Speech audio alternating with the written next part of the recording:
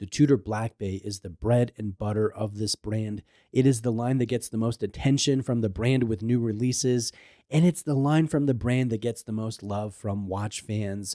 I think about the 58 GMT, the Black Bay Chrono, the Metis Burgundy. These are best sellers for a reason for Tudor, but there is one Black Bay that I think has quietly impressed for a couple years now. It doesn't get all the fanfare, but every time that I meet someone who owns one, they're so enthusiastic about how good it is and how much they love wearing it and how much better it is than they thought it would be before buying it.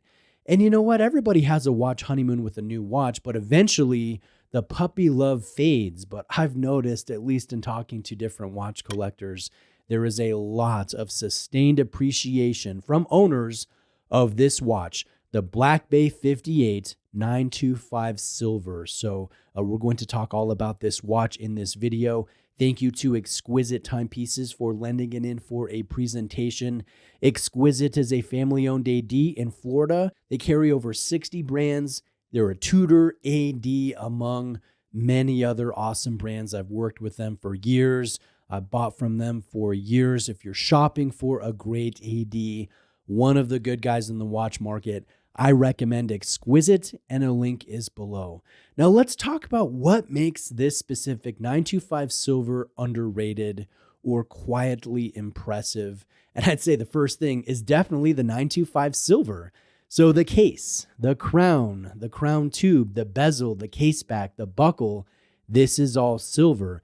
And the silver is a noticeably different hue when you compare it to steel or white gold.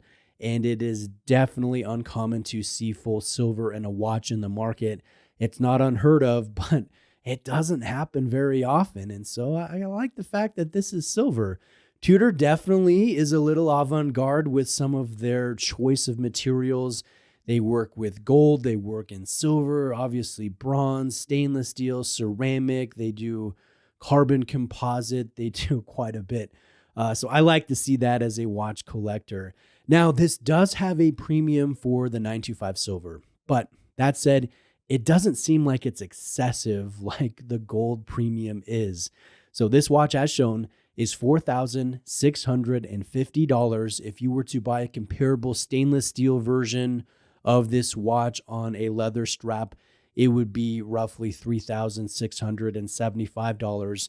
And if you wanted to go to a comparable gold version, that would be $18,000. So bronze is $4,875 on a bracelet. There is a premium for the silver, but it's not crazy like it is for gold, in my opinion. Now, I want to ask a question. If anybody out there owns an Olympic trifecta Black Bay 58 collection, let me know. Do you have the gold, the silver, and the bronze in one collection? I'd be interested. Please shout out in the comment section or send me a private email. Now, this has a 39 millimeter case. It's only 12.7 in total height. This has 20 millimeter lugs. This is very versatile, and I think the big reason for that is this taupe dial, the taupe bezel. It's a very light, warm gray. It kind of looks like a super faded matte black, as if this was set out in the sun for like 30 years. But it's a very attractive, very versatile color.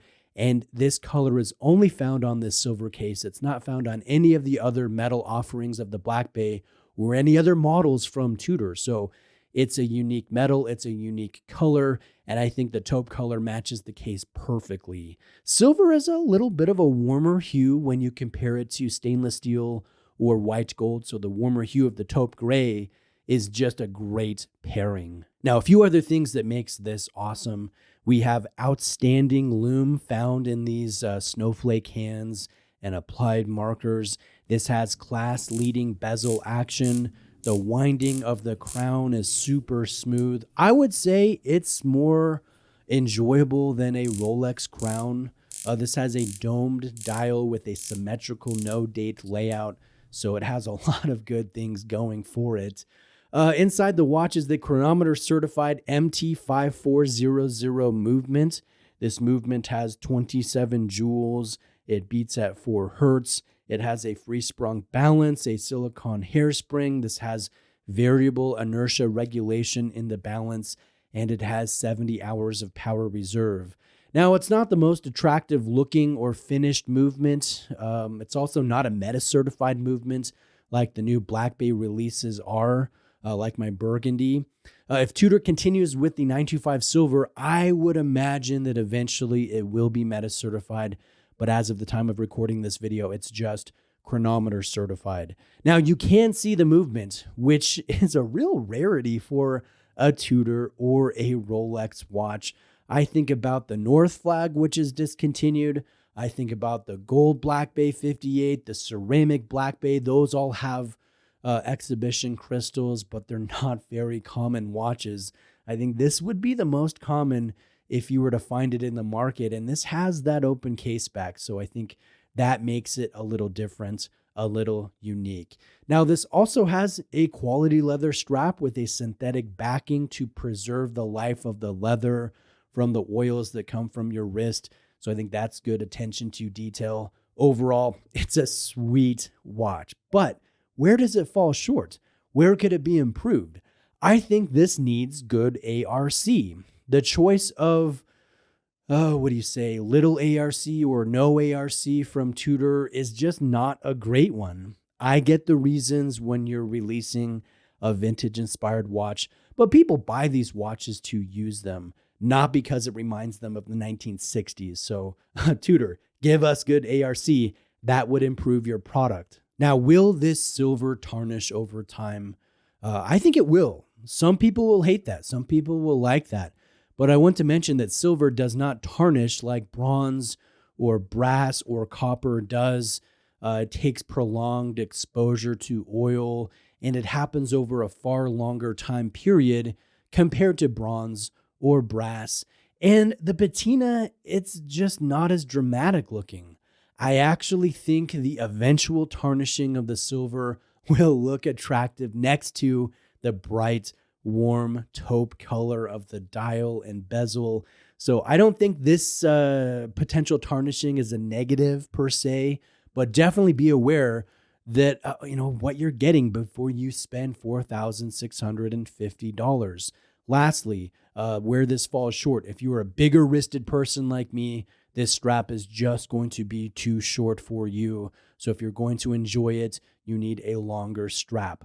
Overall, I think this 925 silver is a quietly impressive watch. It's an amazing piece.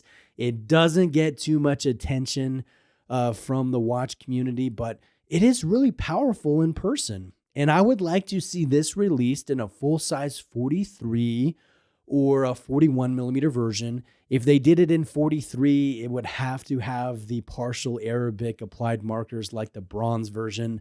I think that could be really fun, and I'd be interested in a watch, in picking up a watch like that. Let me know if you have any specific questions. If you're shopping for Tudor, I recommend Exquisite. I'll leave my own sales associate Joe's contact information in the description below. Like this video if you appreciated it, and please subscribe for more content like this. I've got a lot of stuff, a lot of great stuff coming. Thank you.